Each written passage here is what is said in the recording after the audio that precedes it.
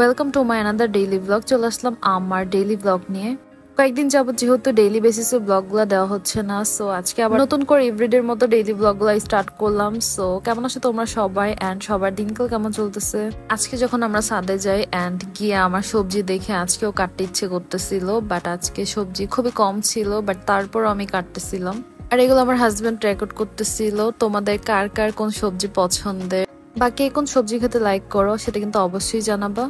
আজকে চেয়েছিলাম তাকে ঢেঁড়স ভাজি করে দেব, বাট ঢেঁড়স খুবই কম ছিল। পরে আবার গিয়ে শাক নিয়ে আসছি।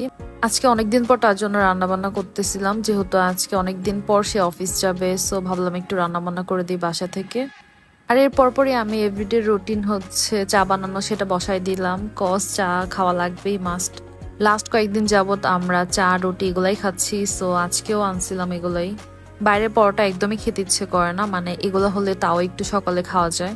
আর এই যে দুপুরবেলায় আজকে একটু জাম্বুরা মাখাবো, আমি একটু মরিচগুলা ভালো করে লবণ দিয়ে মাখাই নিচ্ছিলাম, যদিও পরে এটা হাত অনেকটা জ্বলবে, ব্যাপার না, ঠিক হয়ে যাবে। অ্যান্ড আমি শাওয়ার নিলাম, দেখলাম যে আম্মু রান্নাবান্না করতেছিল আজকে। আম্মুকে শাওয়ারে পাঠিয়ে আমি বাকি পার্টগুলা করতেছিলাম। আজকে আম্মু এই যে কি যেন বলে এটাকে, চাল কুমড়া আই থিঙ্ক, এই সবজিটা দিয়ে আজকে আম্মু মাছ রান্না করবে। আর আমরা দুপুরের জন্য মাছ ভেজে খাবো। এটা মেইনলি রাতের জন্য রান্না করতেছিল। আমি তো আগে সবজি একদমই লাইক করতাম না, এখন একটু একটু খাওয়া শিখছি, ভালোই লাগে খেতে।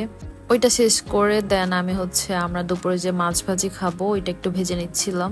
খাওয়া দাওয়ার পর এই যে আমি আমার পেজ নিয়ে বসছিলাম, এইটা একটু আপডেট দেখতেছিলাম যে কি অবস্থা পেজের, বা আমার ভয়েস ওভার গুলা দিচ্ছিলাম। এখন পেজে মোটামুটি ভালোই অ্যাক্টিভ থাকতে হয়, যেহেতু আমার ইউটিউবও চ্যানেল আছে, দুইটাকে মোটামুটি ভালোই সময় দিতে হয়। আর আজকে আমি অলমোস্ট সন্ধ্যার দিকে পড়াতে যাব, আমার খুবই আলসামি লাগতেছিল। লাস্ট কয়েকদিন তো যেতেই পারি নাই, সবাই যেহেতু সিক ছিল, সো আজকে ভাবলাম যে যেভাবেই হোক যাওয়া লাগবে।